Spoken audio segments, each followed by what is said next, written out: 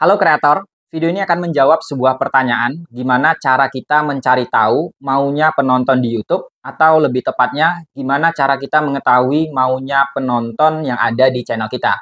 Buat yang belum subscribe, silahkan subscribe dulu untuk mendapatkan tips lainnya.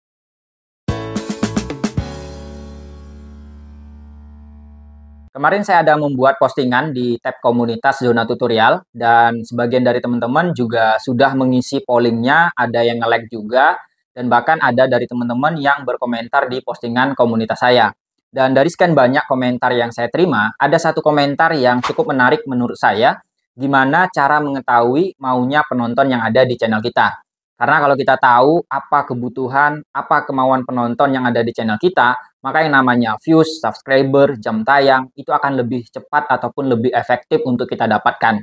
Namun sayangnya, kalau kita membuat konten sampai hari ini, tidak tahu kebutuhan penonton itu apa, tidak tahu maunya penonton, maka ini akan menjadi kendala besar untuk kita nyari yang namanya views, subscriber, dan juga jam tayang.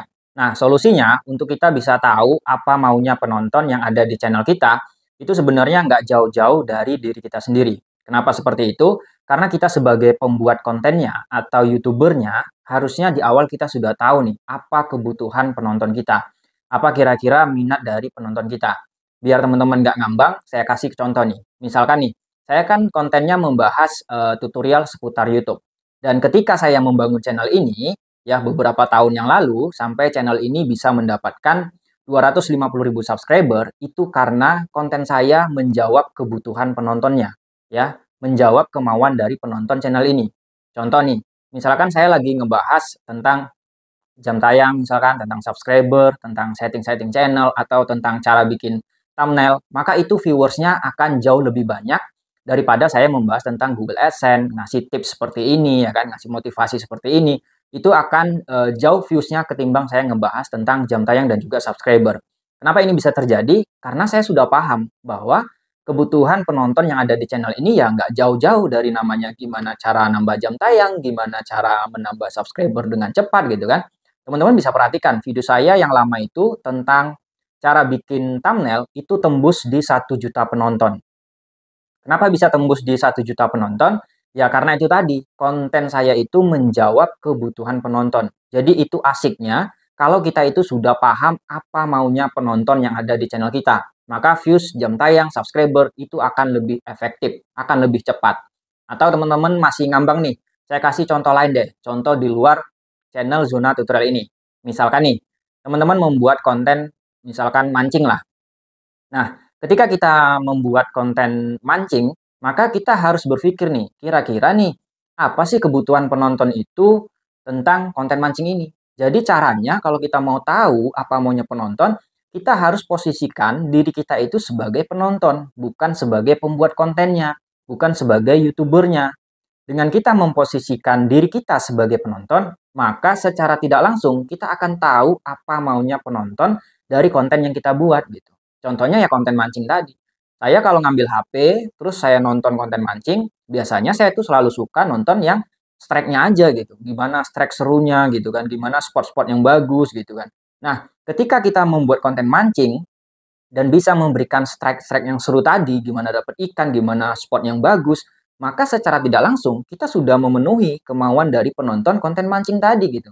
Tapi kalau kita bikin konten mancing 1 menit di awal tidak ada narasi, cuman jalan-jalan di semak-semak gitu ya kan.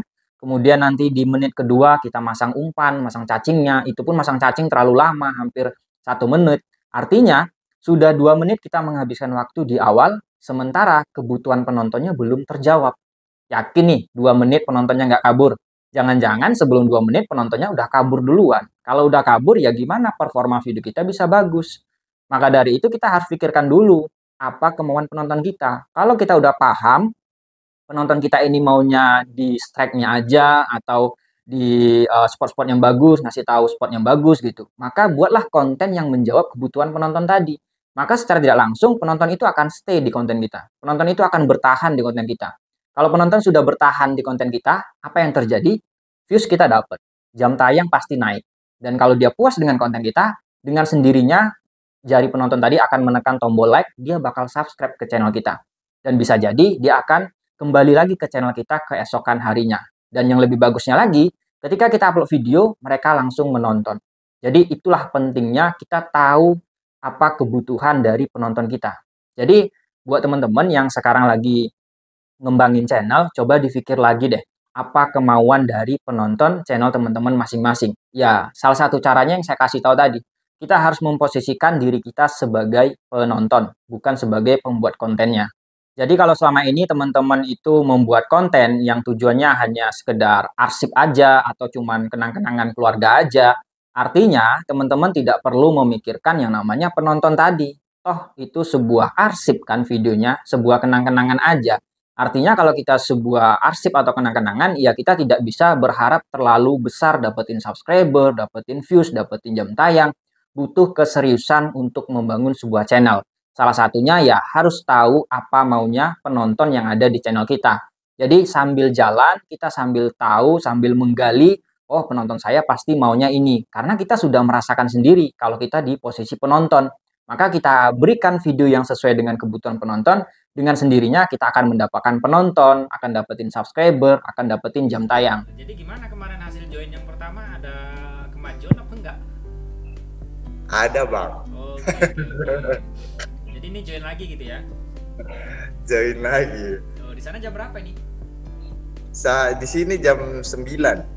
Oh, beda 1 jam ya? Oh, apa nggak bilang? Kalau bilang tadi bisa kita cepetkan. Yaudah, nggak apa-apa. Nah, jadi itu tadi salah satu cuplikan kalau teman-teman konsultasi di kelas YouTube Zona Tutorial. Jadi kita bakal ngobrol langsung berdua melalui video call. Jadi buat teman-teman yang mau koreksi channel ataupun mau konsultasi seputar YouTube, teman-teman bisa join di kelas konsultasi Zona Tutorial. Karena kelas YouTube yang saya buat itu memang spesifik untuk konsultasi seputar YouTube selama 1 jam. Jadi untuk informasi kelas saya, biaya pendaftarannya berapa dan mekanisme pendaftarannya bagaimana, semuanya saya letakkan di deskripsi video ini. Silahkan teman-teman cek, informasinya ada di deskripsi video ini. Dan semoga video ini bisa bermanfaat. Sampai jumpa lagi di konten selanjutnya.